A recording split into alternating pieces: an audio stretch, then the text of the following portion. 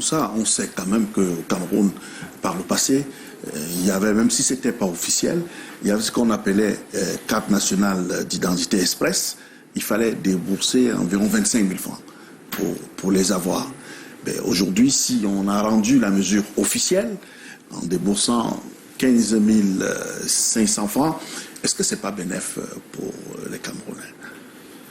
Avant de répondre à cette question, je pense qu'il faut apporter certaines précisions.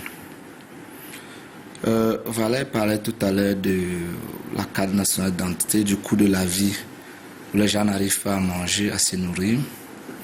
Première précision d'abord, selon les chiffres officiels de l'État du Cameroun, le taux de pauvreté est compris entre 40% et 70%, voire 72% pour certaines régions, notamment le septentrion.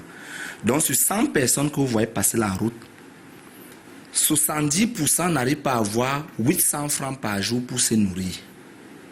Il faut qu'on se comprenne. 70 n'arrivent pas.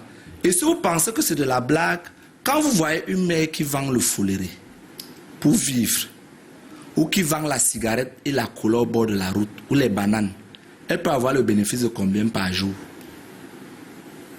Quand vous voyez nos mères là, qui sont assises au bord de la route, avec les arachides, les cacahuètes, ce qu'on appelle les caramels, la cola, le bitacola, qui parsèment nos villes et nos villages, ils peuvent avoir le bénéfice de combien?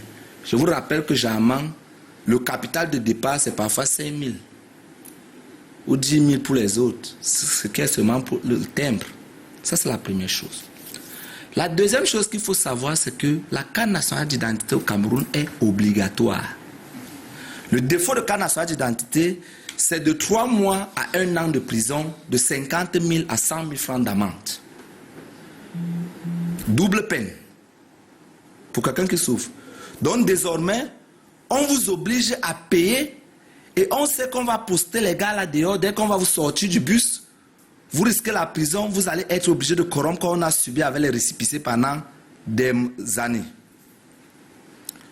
La troisième chose qu'il faut savoir, c'est que le Cameroun a fait le choix aujourd'hui de confier les bases de données de son passeport, de ses passeports, de sa carte nationale d'identité, ses titres de résidence, ce qu'on appelle la carte de séjour, et la base de données électorale à l'Allemagne.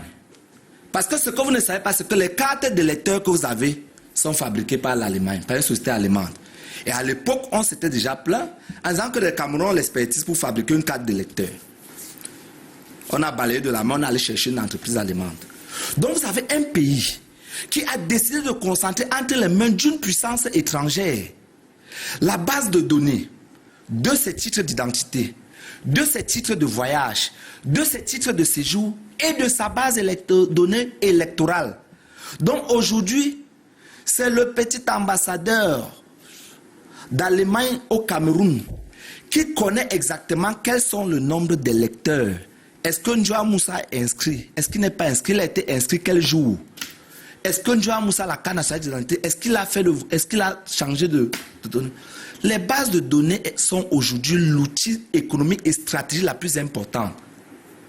Vous voyez des pays comme les États-Unis où on interdit aux fonctionnaires d'utiliser même TikTok parce que c'est une entreprise chinoise. On dit que ça copie les bases de données.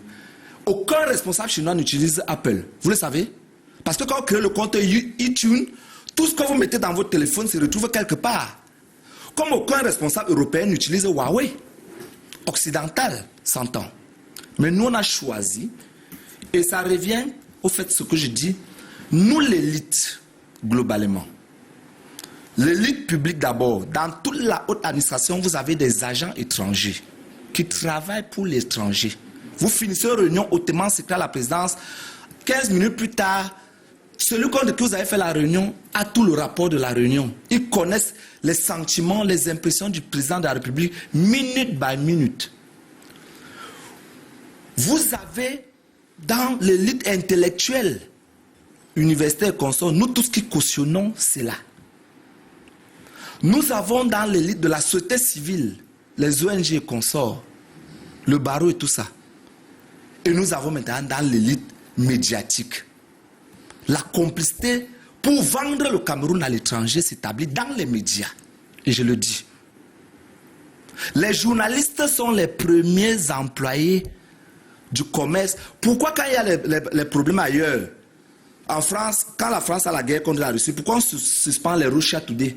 Vous avez suivi un seul journaliste en France soutenir la Russie ou parler en bien de Poutine?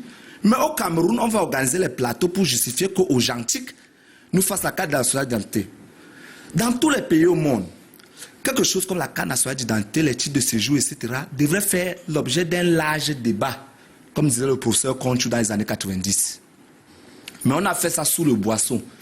L'ordonnance est prise en vertu de l'article 28. C'est une mesure urgente qui permet au chef de l'État de légiférer dans le domaine réservé au Parlement et que cela soit ratifié plus tard. Mais seulement l'article 28 dit que tant que le Parlement n'a pas refusé de ratifier cette ordonnance, même s'il n'a qu'un pouvoir réglementaire, il reste en vigueur et est immédiatement exécutoire.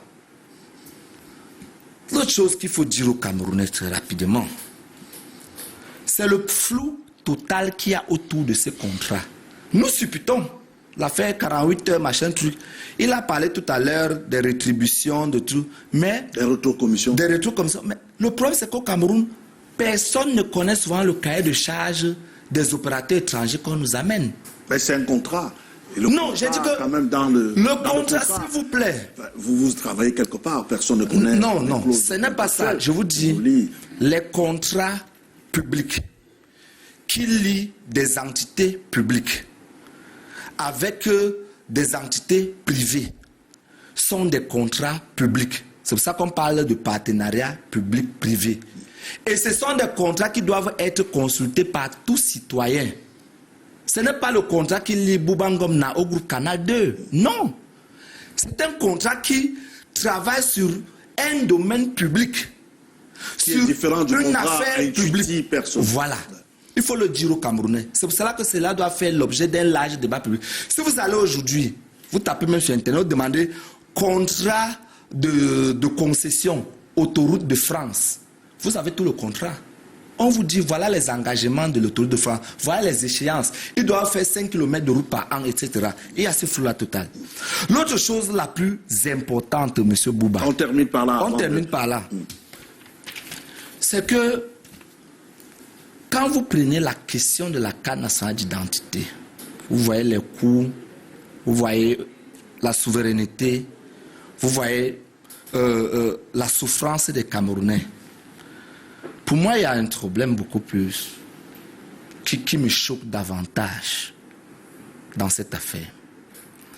C'est que nos gouvernants sont totalement autonomisés de la société. Et c'est un danger grave. Parce que lorsque les gouvernants ne mesurent plus, n'ont plus contact avec la réalité, sachez que la chute n'est plus loin. Parce qu'ils n'arrivent plus, même s'ils le voulaient, à poser des véritables diagnostics. Vous savez pourquoi avant, le gouvernement a quelques bonnes solutions? Mais parce que les ministres du gouvernement fréquentaient au lycée Leclerc, les hauts responsables fréquentaient au lycée Jos, etc. Leurs femmes, y compris même la première dame, faisaient son marché à Mokolo. Elle allait, elle travaillait. Même Jeanne Irène Biya, elle travaillait à l'hôpital central. Donc, quand il y avait un problème, elle peut être au courant, elle en parle avec son mari, etc. Mais depuis quelque temps, ils ont créé des enclaves dans lesquelles ils se sont enfermés et ils peuvent être au courant de l'actualité, mais n'ont aucun contact avec la réalité. Donc, du coup, leurs solutions sont seulement déphasées parce que dans leur tête là, pour quelqu'un qui vole par exemple 10 milliards par an, il dit que seulement 10 000 Bouba. On vous dit 10 000, vous dites que alors qu'on va vous donner la carte nationale d'identité. Mais qui a intérêt à connaître le nombre de Camerounais ou le nombre de personnes au Cameroun? C'est l'État. Pourquoi est-ce qu'on doit payer pour un service que l'État nous doit? Docteur Simon, est-ce que le problème se situe à ce niveau où ceux qui décident ne se soucient pas de la base, c'est-à-dire du bas peuple? Je crois